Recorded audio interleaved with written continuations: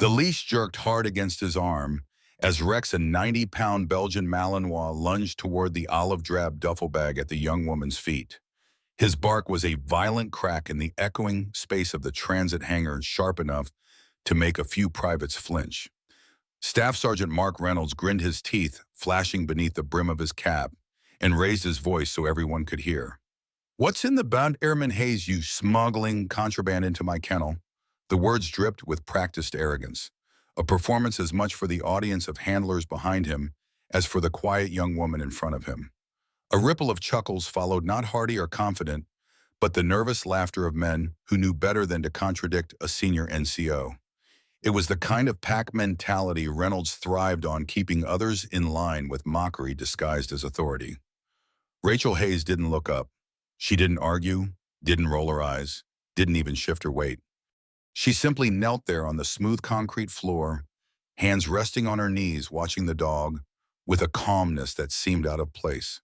The uniform she wore hung a little loose, the creases soft from repeated washings, giving her the appearance of someone who had already put in a long day. To most in the room, she looked like an inexperienced airman assigned the grunt work nobody else wanted. Reynolds, enjoying the silence, pressed the advantage. "See that even Rex knows something's off. These dogs don't lie. You rookies come straight from tech school thinking this is just about walking a leash. But out here we deal with the real thing.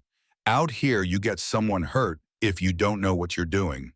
The dog's barking built into a frenzy, its claws scraping against the polished floor as it strained to reach the duffel.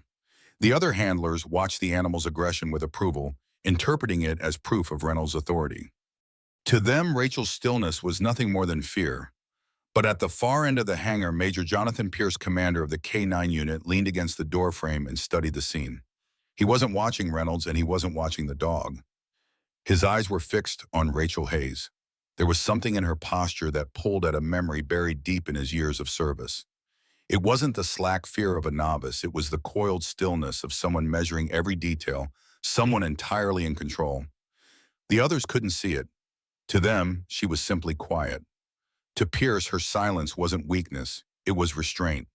And restraint in the hands of someone who knew exactly what they were doing was far more unsettling than any display of volume or bravado. At that moment, the clash wasn't really between Reynolds and Hayes. It was between arrogance and patience, noise and silence. No one yet knew which force would win. But soon the entire hangar would learn that silence, true silence, born of mastery, can be louder than any bark or shout. Rex's barking hit a fever pitch, the leash straining so violently that Staff Sergeant Mark Reynolds had to brace his boots against the polished concrete floor. The dog's muscles bunched like springs, its throat raw with rage, saliva flashing white against its black muzzle. Every lunge echoed like an accusation. "There's something wrong here. This rookie is hiding something." Reynolds grinned, savoring the spectacle.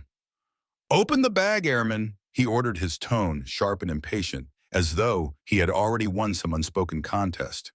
His audience, the other handlers, watched closely, smirks tugging at their lips. They expected to see Rachel Hayes break. They were waiting for the fear to show in her eyes, for her composure to crumble beneath the weight of the snarling dog and the sergeant's authority. But Rachel did not flinch.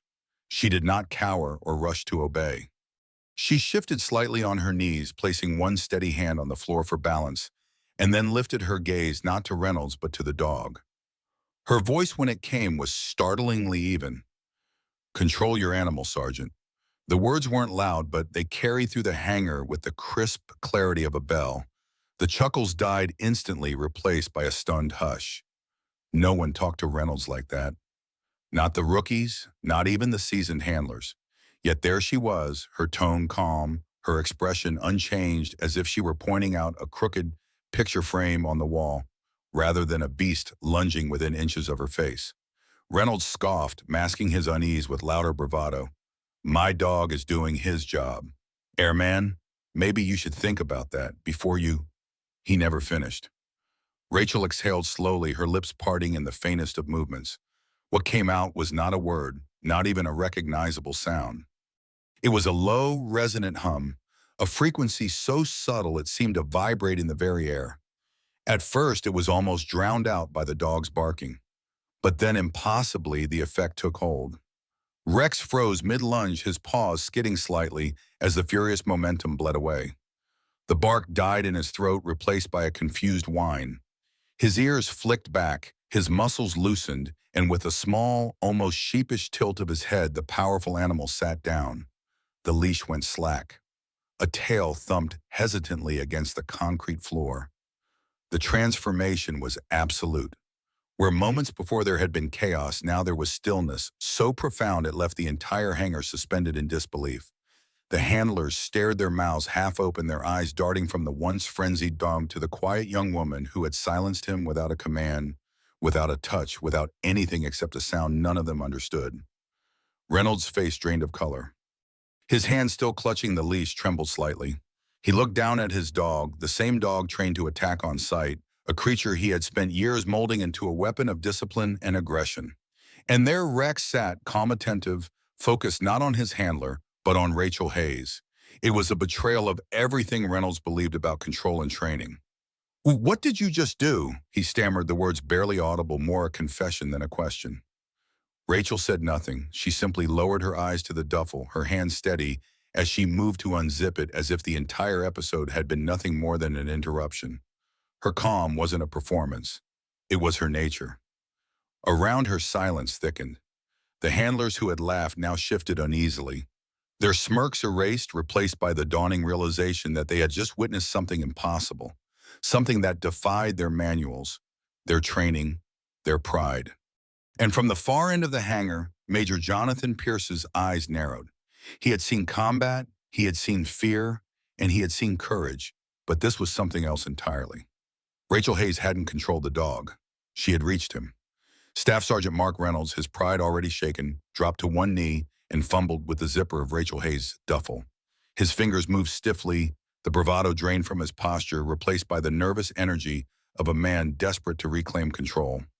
The handlers crowded closer, their curiosity a tangible weight in the hangar. The silence after Rex's sudden calmness still lingered, pressing on everyone like a held breath. Reynolds pulled out the first few items: neatly folded uniforms, a worn paperback, a small pouch of sterile medical supplies. Each was ordinary, unremarkable, and yet his hands pawed through them with unnecessary aggression, as though searching for proof to dismiss what they had just seen. Then his hands stopped. His brow furrowed as his fingers closed around something small, cold, and metallic. He drew it out with a mocking laugh. "Well, look at this," he sneered, holding up the object by its ribbon. "A little souvenir. Did you win this at a county fair, Hayes?" The handlers chuckled weakly, their laughter more reflex than conviction. But the sound died in their throats almost immediately, because Major Jonathan Pierce had moved. The unit commander's boots struck the concrete floor with sharp precision as he closed the distance. His eyes, normally calm and detached, had narrowed with sudden intensity. He stopped just in front of Reynolds, his jaw tightening as he looked not at the sergeant, but at the medal dangling in his hand. "Put that down," Pierce said. His voice was low, controlled, but it carried a weight that froze Reynolds where he knelt. Reynolds blinked, confused. "Sir, it's just some kind of now, Sergeant." The edge in Pierce's tone was unmistakable. Reluctantly, Reynolds handed over the medal, his hand trembling slightly as the weight left his fingers. Pierce held it up for all to see. The hangar lights glinted against a five-pointed star suspended from a distinctive sky-blue ribbon. The major's voice rang out calm but thunderous in its certainty. "For those of you who don't know," he began, his words cutting through the stunned silence. "This is not a trinket. This is the Air Force Medal of Valor. In 30 years of service, I have only seen it presented twice, and both times it was posthumous." A ripple of shock moved through the handlers. The younger airmen straightened instinctively, their eyes locked on the medal as if it were sacred. Reynolds, pale now, swallowed hard, the smirk completely gone from his face. Pierce turned to his aide, a young lieutenant whose tablet was already in hand. "Pull Airman Rachel Hayes' service record. Read it." The lieutenant's voice shook as he obeyed, the words spilling into the charged air. "Senior Airman Rachel Hayes, 24th Special Tactics Squadron, K-9 Attachment. Mission classification top secret. Citation reads, for conspicuous gallantry during Operation Nomad Sabre. Airman Hayes exposed herself to direct enemy fire to shield her wounded military working dog Ares sustaining injuries while continuing to engage and neutralize three enemy combatants.